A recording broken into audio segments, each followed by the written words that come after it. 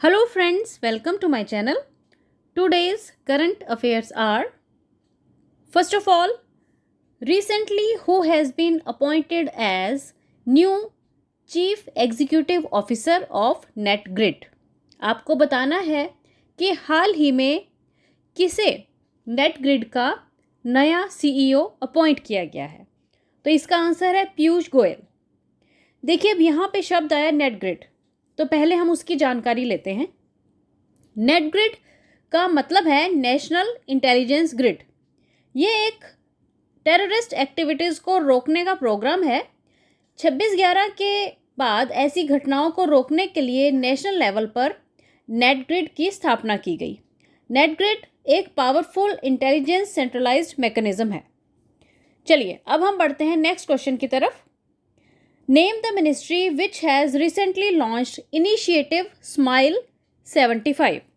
आपको बताना है कि भारत सरकार के किस मंत्रालय के द्वारा हाल ही में स्माइल 75 इनिशिएटिव लिया गया है या लॉन्च किया गया है।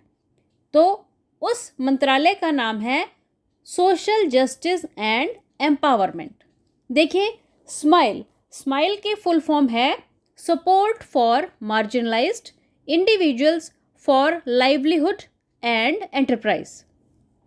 स्माइल 75 के अंडर भीख मांगने वाले लोगों के व्यापक पुनर्वास के लिए 75 नगर निगमों को चिन्हित किया गया है। यह पहल आज़ादी के अमृत महोत्सव के तहत शुरू की गई है। यह योजना इन लोगों को कानूनी सामाजिक सुरक्षा और सुरक्षित जीवन देने का वादा करती है।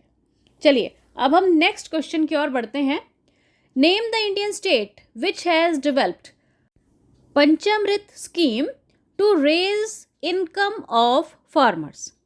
अब इस क्वेश्चन में पूछा गया है कि हाल ही में एक भारत के राज्य के द्वारा पंचामृत नाम की स्कीम डेवलप की गई है, जिससे कि किसानों की आय को बढ़ाया जा सकता है और आपको उस भारत के राज्य का नाम बताना है।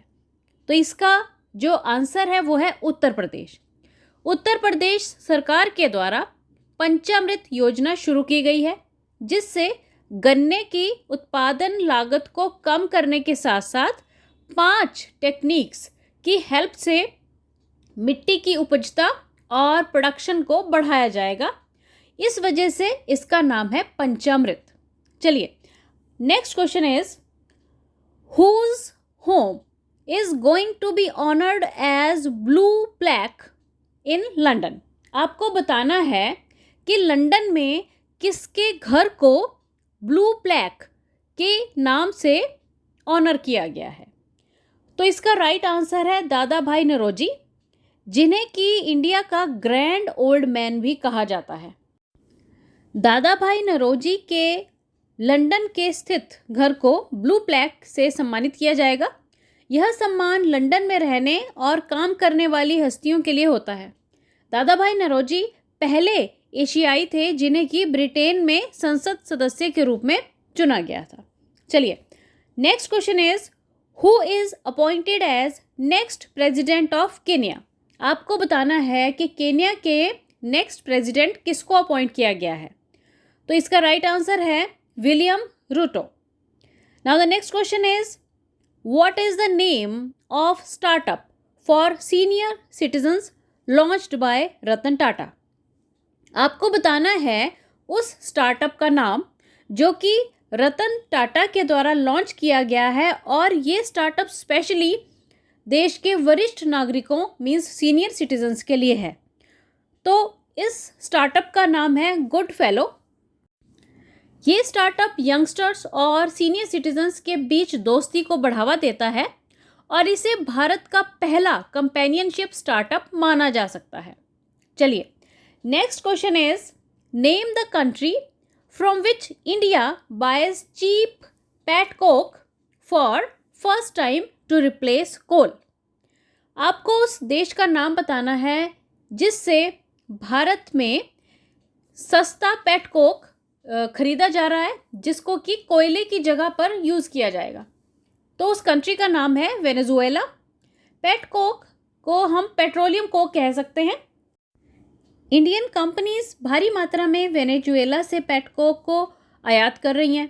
पेट कोक कोयले का विकल्प है। इसे कोयले की तरह ईंधन के रूप में यूज़ किया जा सकता है और ये कोयले के कंपैरेटिवली ज़्यादा ऊर्जा पैदा करता है, पर इसमें सल्फर की मात्रा भी 20 गुना अधिक होने का अनुमान लगाया जा रहा है। चलिए next question is India's first electric double decker bus unveiled in which city. आपको बताना है कि भारत की पहली डबल डेकर बस कौन से शहर में चलने वाली है। तो राइट आंसर है साउथ मुंबई।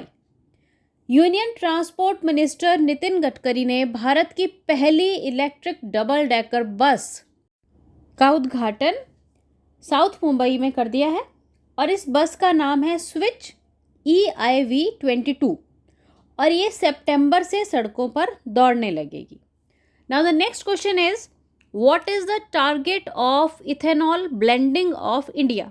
आपको बताना है कि इथेनॉल ब्लेंडिंग का भारत में टारगेट क्या है। तो देखिए इथेनॉल ब्लेंडिंग प्रोग्राम जो है इसका टारगेट है 20% ऑफ ब्लेंडिंग बाय 2025 to 26, यानी कि 20% तक ब्लेंडिंग कर दी जाएगी 2025 से 2026 के दौरान। इसका मतलब है इथेनॉल और पेट्रोल को 20 to 80 के रेशो में मिलाया जाएगा, फिर इसे ट्रांसपोर्ट फ्यूल की तरह यूज़ किया जाएगा और इसे नाम दिया जाएगा E20 petrol. Now last question is when is world photographic day celebrated. आपको बताना है कि वर्ल्ड फोटोग्राफिक डे कब सेलिब्रेट किया जाता है। तो देखिए इसका आंसर है 19 अगस्त मीन्स आज का दिन। फोटोग्राफर्स के काम को श्रद्धांजलि देने और लोगों को इस कौशल को अपनाने के लिए प्रोत्साहित करने के लिए हर साल 19 अगस्त के दिन वर्ल्ड फोटोग्राफी डे मनाया जाता है। Thanks for watching the video. Best of luck.